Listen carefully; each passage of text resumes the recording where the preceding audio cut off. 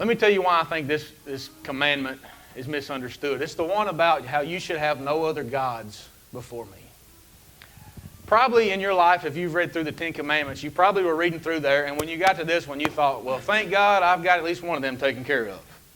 I do not have a problem with that one. Anybody ever thought that about that commandment? Thou shalt have no other gods before me. Because you think about the Old Testament, and you think about all these different gods, where they had the gods of this, the goddess of that, the sun, the fertility, and all this stuff. Somebody's probably smarter here than me in Eastern civilizations, world civilizations, whatever it would be from here. So you read that and you think, well, that's not me. I don't have a problem worshiping other gods.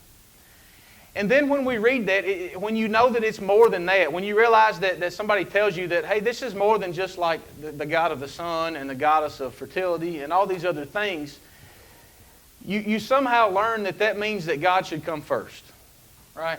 So we spend our lives and we say, well, when it says that thou shalt have no other gods before me, then that means God is first.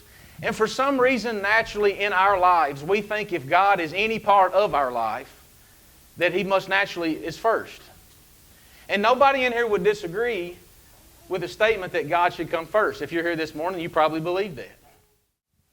What that actually means is in the presence of our God, we should have no other gods. It means in my presence, no thing, nobody else should control you. So when you read that and you take that to mean that, well, that means that God must come first, I'm taking this off.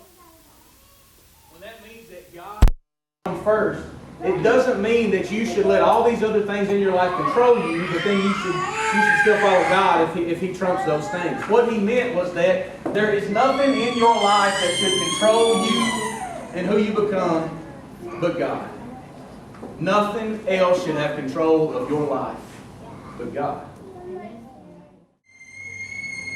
But we should bow to nothing in the presence of our God. But for some reason, we find ourselves bowing to almost everything.